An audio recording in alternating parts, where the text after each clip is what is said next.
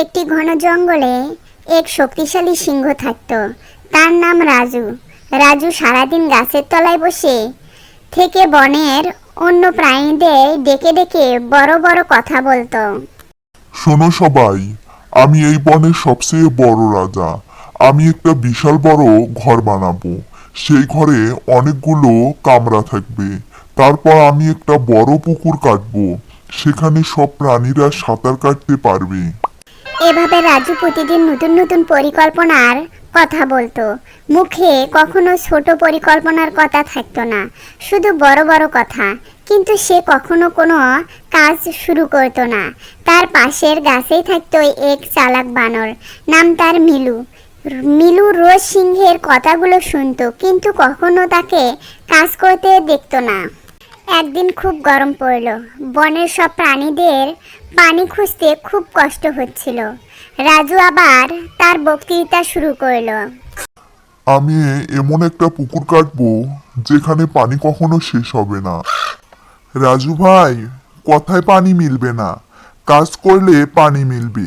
আপনি যদি সত্যি জোরদার হন তাহলে আসুন আমরা একসাথে একটা কুয়ো কাটি।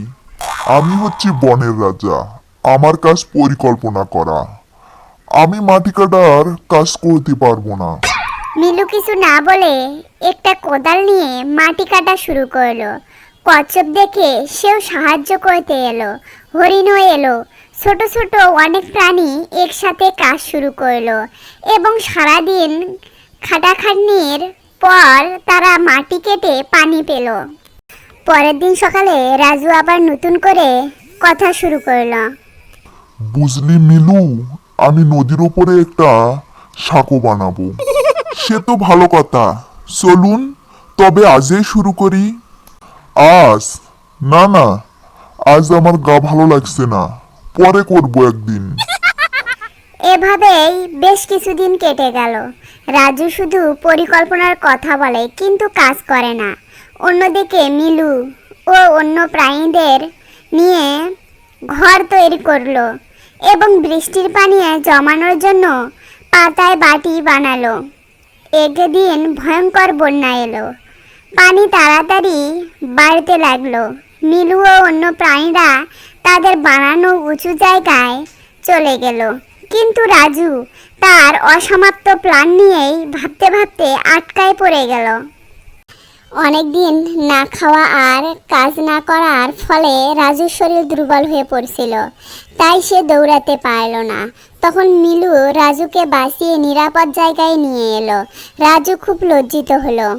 আমি সারাদিন শুধু পরিকল্পনার কথা বলছি, কিন্তু কোনো কাজ করিনি। আজ আমি বিপদে পড়েছি, কারণ আমার কোনো প্রস্তুতি ছিল না। রাজু ভাই, একটা ছোট কাজ যে করে সে অনেক বড় কথা বলা লোকের চেয়েও ভালো। কথায় কেউ বিশ্বাস করে না, সবাই কাজে বিশ্বাস করে। সেদিনের পর থেকে রাজুর পরিবর্তন শুরু হলো।